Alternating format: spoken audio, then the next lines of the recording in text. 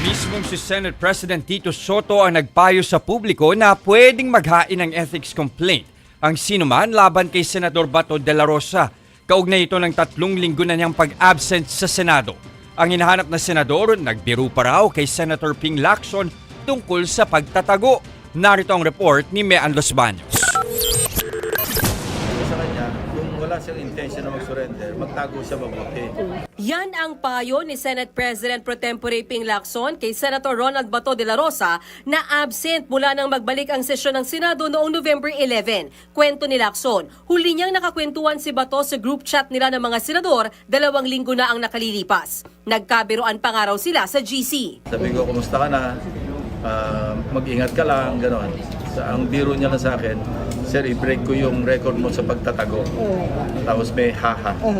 Matatanda ang nagtago rin si Lacson nang masangkot ang kanyang pangalan sa Dacer Corbito double murder case. Pero kinalaunan ay napawalang sala din siya. Natanong ko naman si Senate President Tito Soto sa patuloy na pagsweldo ni Senator Bato kahit sunod-sunod na araw na siyang absent. Even in the under congresses, ganun talaga eh. So, pinakamaganda mag-file na sila ng complaint. SP, does that mean kahit 2 to 3 weeks ng absence si Sen Bato, sumisweldo po siya? Sa Congress ka, mayroong 1 buong taon hindi mapasok eh. Opo. Wala naman silang ginagawa, wala rin umaangal eh. Diba? Opo. O ito, 2 to 3 weeks pa lang. Pero may sweldo yan, SP? Diretso. Siyempre. Okay. So, Allotted na yun eh. ayon din kay Senate President Soto, tuloy naman ang trabaho ng staff at ng opisina ni Senator De La Rosa bagamat absent siya. Kaya hindi raw kailangan bawasan ang pondo ng kanyang opisina. Giit pa ni Soto, hindi unang beses na nangyaring may senador o kongresistang umabsent ng matagal. Napakaraming congressman na ginagawa yan dati, ba't di nyo mini-question? Sir, wala pong Bakit ngayon ang Senate na napapag-initan sa 2-3 linggo hindi pumasok?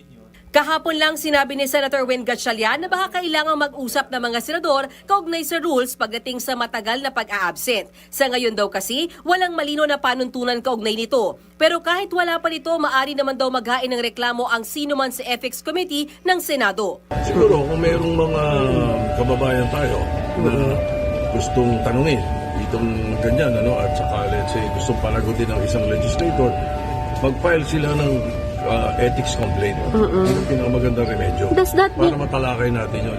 Para naman kay Senate Minority Leader Alan Peter Cayetano, sana tiyakin pa rin daw ng gobyerno na protektado ang kalayaan ni Senator Bato. When your life or liberty is threatened, you really think of options. So yun yung option niya.